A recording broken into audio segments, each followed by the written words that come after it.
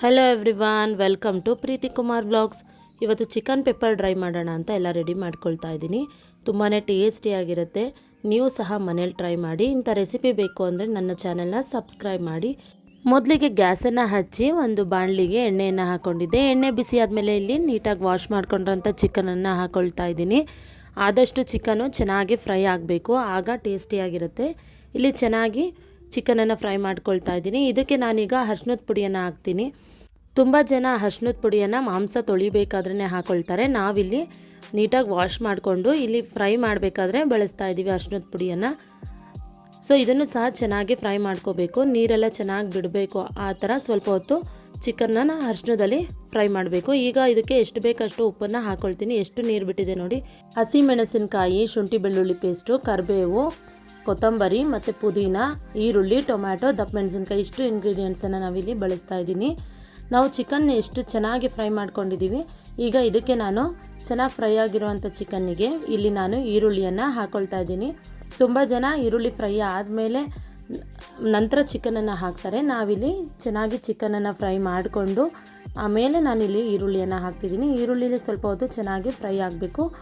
ಶುಂಠಿ ಬೆಳ್ಳುಳ್ಳಿ ಪೇಸ್ಟ್, ಪುದೀನ, ಕೊತ್ತಂಬರಿ ಸೊಪ್ಪು ಇವು ಮೂರನ್ನು ನಾನಿಲ್ಲಿ ಆ್ಯಡ್ ಮಾಡ್ತಾಯಿದ್ದೀನಿ.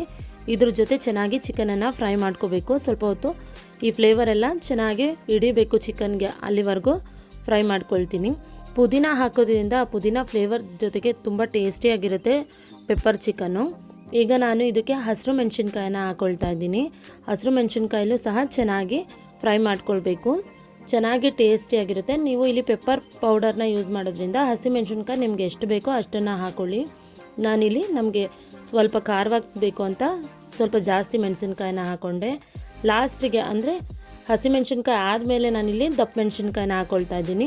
ಒಂಥರ ಗೋಬಿ ಟೇಸ್ಟೇ ಬರುತ್ತೆ ಇದು. ದಪ್ಪ ಮೆಣಸಿನ್ಕಾಯಿನ ತುಂಬ ಸಾಫ್ಟು ಮಾಡ್ಕೋಬಾರ್ದು ಮತ್ತು ಹಸಿನೂ ಇರಬಾರ್ದು, ಮೀಡಿಯಮ್ ಆಗಿ ಫ್ರೈ ಆಗಬೇಕು. ಅದಕ್ಕೆ ನಾನು ಲಾಸ್ಟಲ್ಲಿ ಹಾಕ್ಕೊಂಡೆ. ಇದು ಚೆನ್ನಾಗಿ ಫ್ರೈ ಮಾಡ್ಕೊಳ್ಳೋಣ.